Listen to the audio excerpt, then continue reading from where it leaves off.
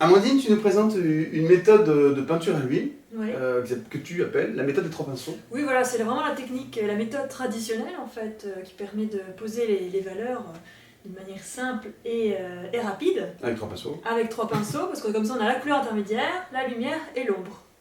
Ok, En même temps. Voilà, un bon truc, une bonne astuce, un bon outil pour travailler à l'huile. C'est ça. On y va, tu vas nous montrer. Le matériel. Oui, exactement. Alors, on a choisi un papier donc, spécial pour l'huile et l'acrylique. Comme ça, c'est un papier qui est résistant. Les couleurs, bon là c'est juste une démonstration pour la technique, donc la fameuse technique des 3 pinceaux. Donc voilà, on va prendre juste du blanc, du noir et puis une couleur en supplément. D'accord. Couleur bonus. Ouais. Là, un petit peu d'huile pour cette d'huile de lin clarifiée. Voilà, pour rendre la peinture un peu plus fluide et une application un peu plus agréable. D'accord. Et les pinceaux, enfin, donc Les là il y en fameux. a, voilà, Ouais. il y en a différentes sortes, mais ce qui nous intéresse ici, ce sont les petites brosses. D'accord. Donc on va en prendre 3, mais la 4e sera le bienvenu. Ok, c'est bon, donc on y va, c'est parti. Montre-nous cette méthode de travail avec les 3 pinceaux. Bien, alors, donc ce qu'il faut savoir, c'est que si on a 3, c'est pas pour rien. C'est simplement parce qu'il y en a un qui va représenter la couleur intermédiaire, c'est-à-dire un peu la teinte générale. Ensuite, il y a celui qui va représenter la lumière, donc voilà, en l'occurrence, l'éclat le plus puissant. Et enfin, l'ombre. Le 3e sera l'ombre, et là, ça sera l'ombre la plus forte. Alors pour ça, on va donc démonstration, on va la commencer. Donc j'ai décidé de faire une sphère, et là, la couleur intermédiaire, ce sera du gris. Ok. Voilà, un gris neutre, peu importe l'intensité. Voilà, et on va commencer à l'appliquer. Donc comme là on compte représenter une sphère, on va pas forcément l'appliquer partout. Ça sert à rien d'appliquer cette teinte là sur la couleur la plus forte, parce que ici la couleur la plus forte sera du blanc pur, donc mieux vaut laisser la zone vierge.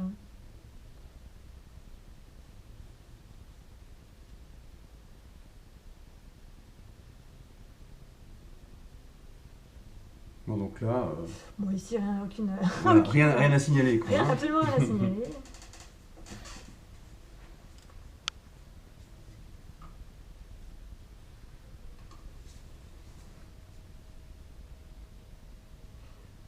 Voilà, donc ici, je vais prendre maintenant le 2e pinceau. Et là, Alors, ça va être... ce qu'il faut noter, c'est que tu gardes en main gauche le pinceau que tu viens d'utiliser. Voilà, c'est ça. Je vais le garder.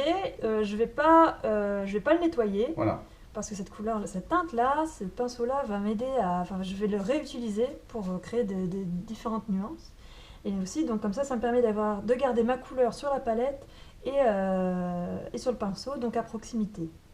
Et là, je peux appliquer le noir, donc l'ombre la plus foncée sur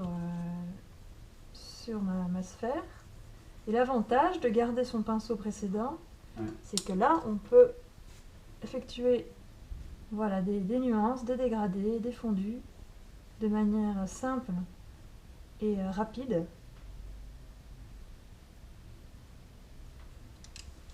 Et ainsi, voilà, il suffit de jongler entre ces pinceaux-là pour obtenir l'effet voulu.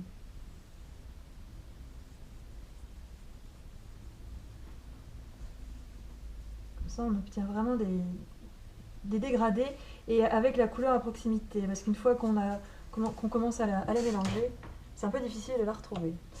Et même chose avec le blanc.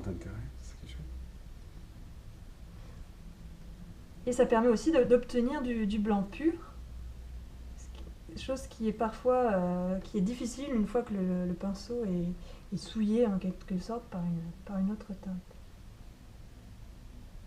Comme ça, je peux garder le pinceau blanc, ma teinte blanche, et en même temps revenir faire...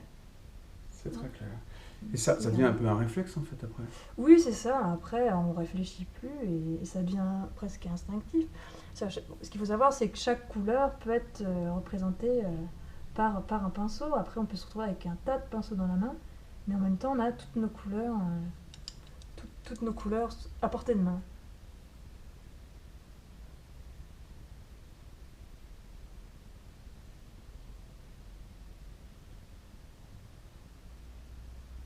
Ouais, c'est-à-dire que tu te concentres sur ce que tu peins, et de moins en moins, voilà, tes pinceaux, tu peux échanger, interchanger. Voilà, exactement. Et comme ça, on réalise un relief, enfin en tout cas une peinture c'est beaucoup plus pratique, hein. Et en l'occurrence, si voilà, on veut continuer dans cette pratique-là, on peut toujours prendre un autre pinceau et avec une autre couleur. Un quatrième Voilà, Un quatrième pinceau dans la méthode des 3 pinceaux. c'est ça. D'accord.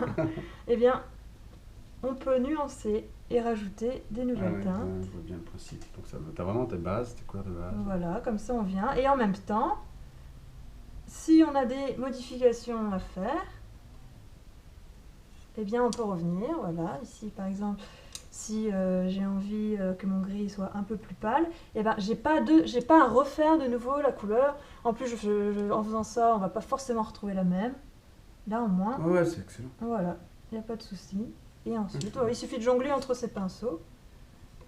Ouais. Et comme ça, le travail évolue plus facilement. Super, impeccable.